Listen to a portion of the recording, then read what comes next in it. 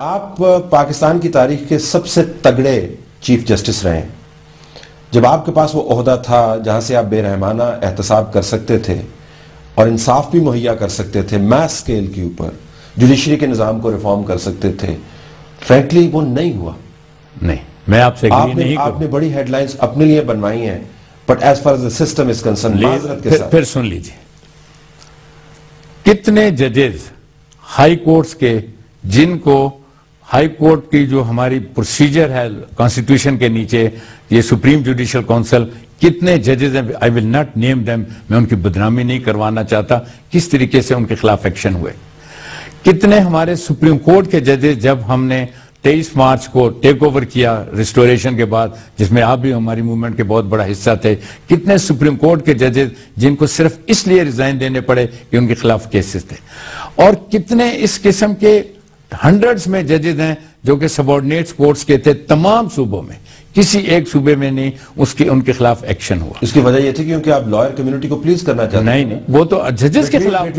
Between the bar and the bench you were always the darling of the bar because آپ کو political ambition تھا نا. اگر مجھے آپ اجازت دیں، جب وکلا جب پھینٹی لگاتے تھے معذرت کے ساتھ ججز کو، تو آپ بالکل خاموش ہو جاتے. نہیں، آپ دیکھیں، آپ وہ جو کوشچن پہلے پوچھے نا اس پہ رہیے نا. اسی پہ میں آپ آپ کہہ رہے ہو کہ ججز پر کیوں نہیں آپ نے ایکشن لیا. نہیں، میں نے یہ نہیں کہا. میں نے کہا کہ آپ نے بے رحمانہ احتساب سے مراد بے رحمانہ احتساب کیا. یہ بے رحمانہ احتساب پاورفل لابیز کا بے رحمانہ احتساب آپ نے کیا، نتیجہ خیز احتساب جس کی میں بات کر رہا ہوں. نہیں، آپ کے سامنے آپ دیکھیں کون سی ایسی پارٹی ہے جس کے خلاف کوئی ایلیگیشن ہو.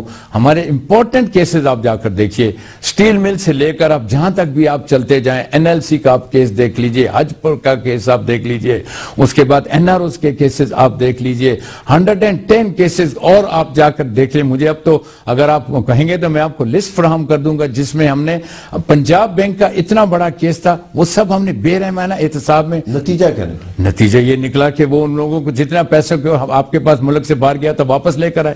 آپ کو یاد ہوگا کہ جب یہ ایک لیٹلی جو پرائم منسٹر صاحب جا رہے تھے باہر، I will not name him کیونکہ کسی کا نام میں نہیں خراب کرنا چاہتا، 52 بلین روپیز انہوں نے خزانے سے لے کر ادھر ادھر بانٹ دیے تھے.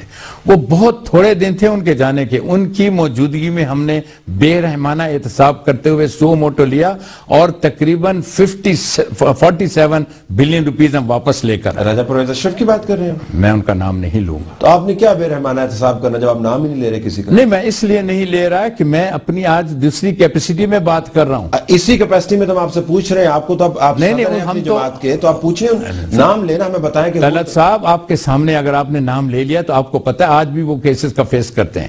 اور یہ جو IPP اس کا جو ہے رینٹل پاور پلانٹس کا کیس آج بھی وہ فیس کر رہے ہیں. اسی طریقے سے اور بہت سے کیسز ہیں، جیسے یہ الفریڈین کا کیس تھا، وہ بھی وہ اب پرائم منسٹر صاحب تھے یوسف رضا صاحب، جن کے ساتھ میرے پرسنل تعلقات بھی تھے، لیکن ان کے بیٹوں کو فیس کرنا پڑا.